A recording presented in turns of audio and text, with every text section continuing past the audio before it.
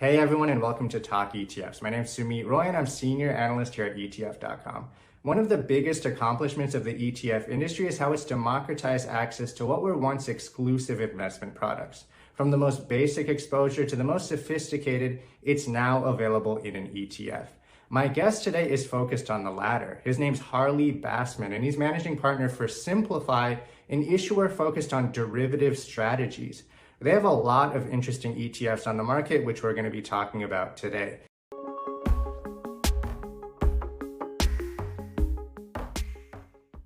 Thanks so much for joining me, Harley. Great to be here.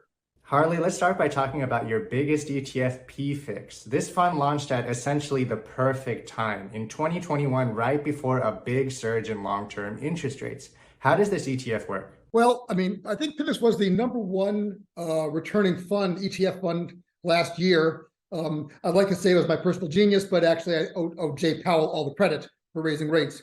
PFIX is truly different than everything else out there. It's different because it's a very simple structure. It is simply a 7-year, or it was a 7-year put option on the 30-year rate, more or less. That's kind of what it looks like. And then a bunch of 3 to 4 year treasury bonds. Because of that, it's very easy to model. It's called an active fund, but it's not active. It is very static in the structure, and therefore it's very easy to model. So you know what you're going to get, more or less. I mean, there's some twists and turns to it, but and the beauty of it is it just fits right into your portfolio as a hedge, more than just hedging out interest rates, but hedging out also the whole idea of other assets that are linked to interest rates. So for instance, all the FANG stocks, they're all rate driven. And so it hedges out them. If you own real estate, commercial real estate, it's a hedge against that because that value of that is driven by the cap structure, which is how long, the discount rate you use. So it's a great fit. And finally, kind of complicated, you go to my website and read about this, but because of the nature of very long dated options, it decays very slowly. So we model it as decaying only 6% per year, which is microscopic relative to an ordinary option.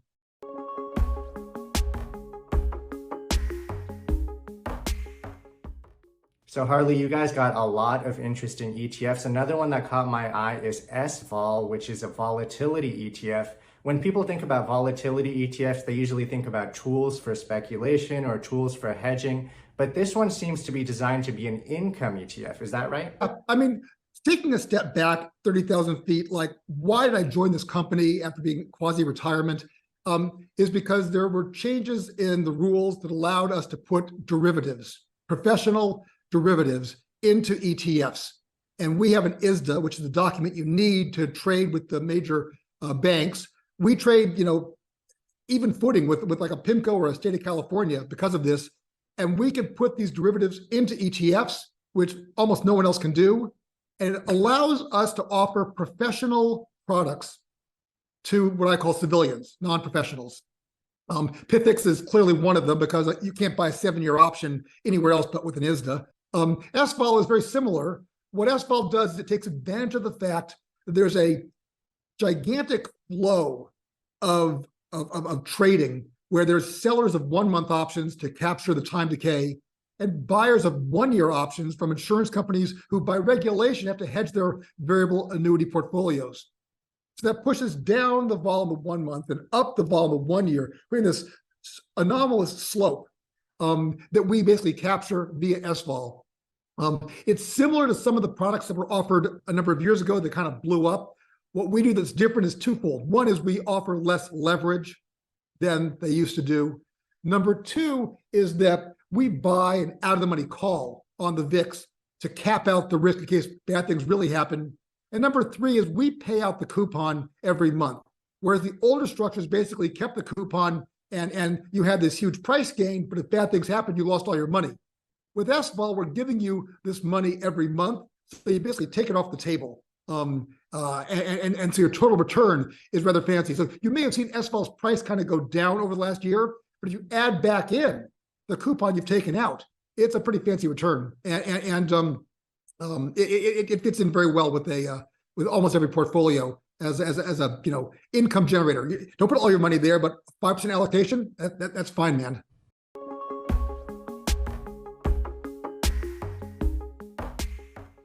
Another one of your ETFs that caught my eye, Harley, is CTA, which is a managed futures ETF. How does this fund work, and how does the strategy compare to a broad index futures-based strategy? We're bringing professional products to civilians. So there's lots of people out there, lots of places where you can go and invest in managed futures accounts. And those are usually 2 and 20, 1 and 15, some very expensive structure. The idea behind these is more of a trend following, kind of automatic autopilot kind of driving that has a nice history of working. It's totally uncorrelated to your basic stock and bond markets, which doesn't make it, I mean, it doesn't mean you're going to always win, but it means it'll go the opposite direction, or at least unrelated. So that's a good thing. Two things about CTA is, one, it charges 75 cents for the product versus 2 and 20. It's just, if you're going to go buy managed futures, you buy this, slam dunk, you buy it, because the fee structure is just so much less. Number two is, we don't have a big equity allocation to this. It's more on other betas. So therefore you don't, get caught up in the equity exposure, and it's more of a diversifier. Does that make it better? Not all the time, but in general, since most people are 60-40, owning something that has less equity exposure is functionally a good idea for diversification.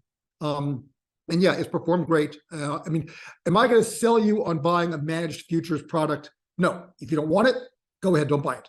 If you are interested in that type of exposure, this is by far the best way to do it, because the fee structure is just so much less, and the diversification fits into a person's portfolio. Fantastic, Harley. Well, I think that's a great place to end it. Thanks so much for taking the time to speak with me.